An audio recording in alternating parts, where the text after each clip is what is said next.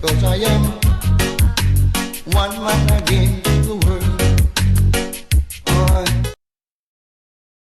Citizens are being reminded to continue observing the COVID-19 guidelines by practicing social distancing.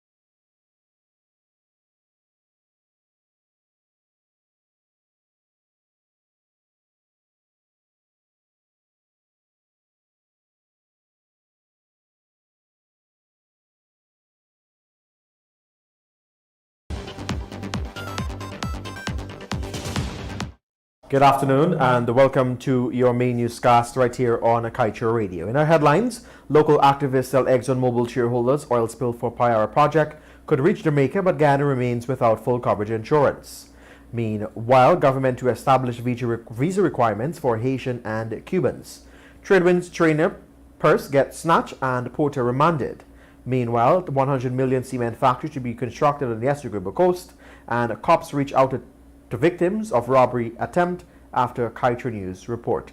Berbice fisherman complained of harassment by Suriname's patrol in the Quarantine River. Stay tuned to stay informed.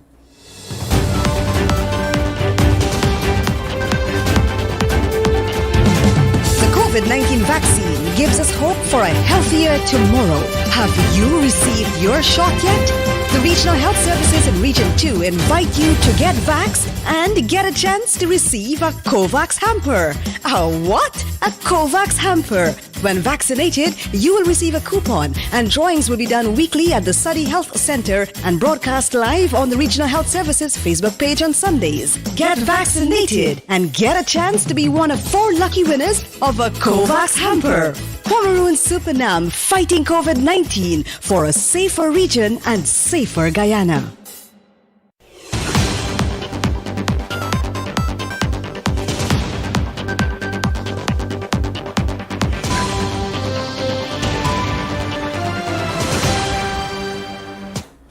Welcome back. Thank you for joining us.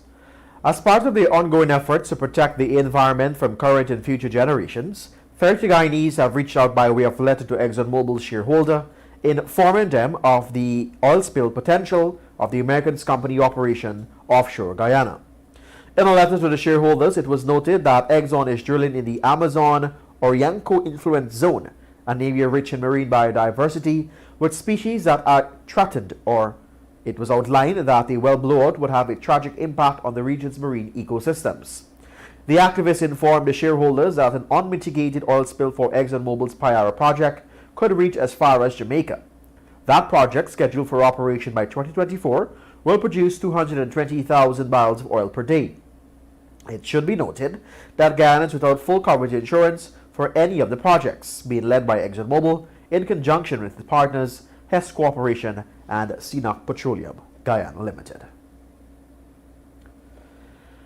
Attorney General and Minister of Legal Affairs Anil Nandalal announced on Tuesday that his government is moving to implement visa requirements for Haitians and Cubans entering Guyana. He reasoned that the intent move is to tackle the suspected human smuggling ring that is allegedly trafficking the foreigners through the country. The AG said that the illegal influx of aliens and persons of various nationalities have been a problem that the country has been grappling with for some time now. A USA officer who is currently in Guyana for the Tradewind Exercise 2021 on Sunday had her purse snatched by a man who was yesterday remanded to prison for the offense.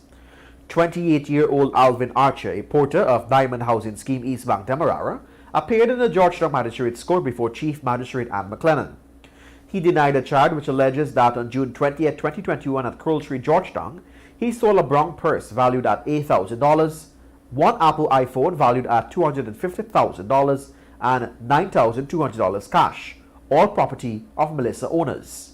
The court heard that Owners is a citizen of the United States and is a military officer with the United States Coast Guard, who is presently in Guyana on a training exercise. A new variety of cement will soon be added to the Guyanese market following the construction and commissioning of a proposed cement plant on the Essequibo coast. During the sod-turning ceremony yesterday for the plant, the brand Hydraulic Cement was unveiled.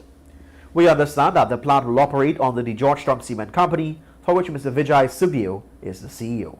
Mr. Sugdeo, who hails from Wakenham Island, migrated to the United States at the age of 17 and has some 30 years of experience in his business. It was revealed that the project is pegged at $100 million US. The company's CEO revealed that the plant will be producing both white and grey cement in an unprecedented quality at 50,000 metric tons per month. After weeks of making reports and awaiting a police investigation into a robbery and attempt raped, 2 female medical students were finally contacted by police yesterday, one day after a report was published in this newspaper. We had reported that the medical students, aged 23 and 24, were deeply concerned for their safety after a thief attempted to rape one of them during his second break-in at the Costello housing scheme.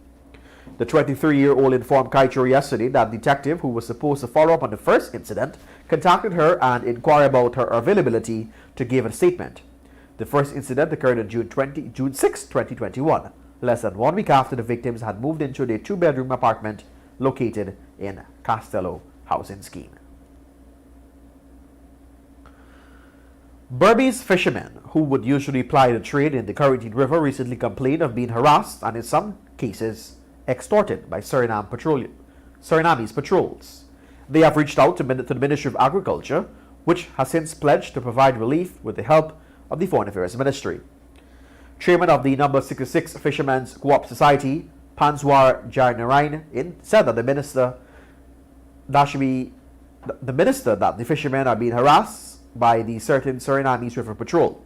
In some cases, he said that the fishermen are being asked to pay $100 to $200 US or else they will be sent away. Earlier in the year, Minister Mustafa disclosed that his ministry has received a correspondence that detailed that the Surinamese government willingness to issue Guyanese fishermen with license soon. Meanwhile, an argument between 2 vendors at the Stabroek Market in Georgetown over stall placement has left 1 dead and a 46-year-old bread vendor in police custody for murder. The dead man has been identified as 35-year-old Robert Bissett of Cane View Avenue, South Rhineville, Georgetown. The incident occurred around 16:30 on Tuesday at the Stabroek Market Square. It was reported that Bissett and the bread vendor had argued over the placement of Bissett's stall. Bissett reportedly drew out an ice pick and threatened the other vendor. The bread vendor retaliated by pushing Bissett to the ground and arming himself with a knife. Bissett then armed himself with an axe and chased after the suspect. After the suspect fell, Bissett was walking away. The bread vendor reportedly dealt several stabs about his body. An investigation into the matter is ongoing. 35-year-old Sheldon Wilson of Hand en Veld, Mahika, East Coast, Demerara, drowned on Tuesday in the Demerara River after his truck reportedly developed some mechanical difficulties and went over the rails of the John Finance Wharf. We understand that around 12:30 police received a report that Wilson went to the wharf to collect feed from a boat. After doing so, he began driving his vehicle but went over the rails and into the river.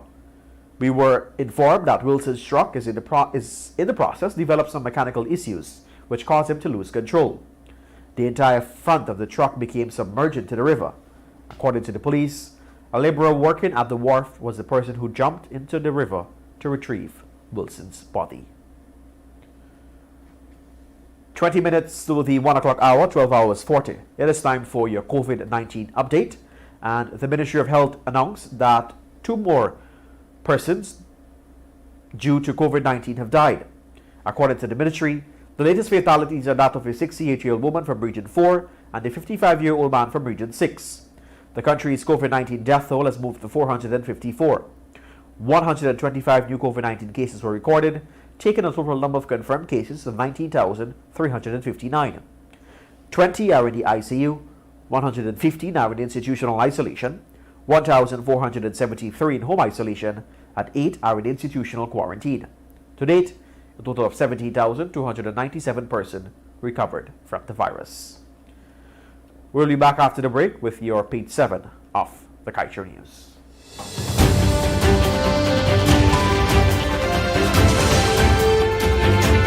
This is GHK Lal inviting you to join me weekdays from Monday to Friday on the National Outlook for commentary on a range of issues. Immediately after the 12 noon and 7 p.m. newscasts on Kaieteur Radio at 99.1 FM and 99.5 FM. Looking forward to you sharing in the conversation.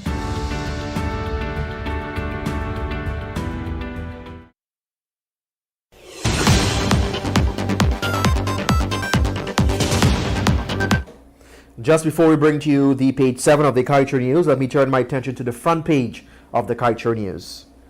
Exxon's financial statement are vague to point of being they are inconsistent with international accounting reporting standard and conceal more than they reveal. But that should come as no surprise. Anyone who expects differently is not fully alert to the matter in which these multinationals operate when exploiting other countries' wealth. But the haziness of Exxon's financial statement is no different from the exclusiveness and slipperiness exhibited by our political leaders. They too are less than transparent when it comes to disclosure.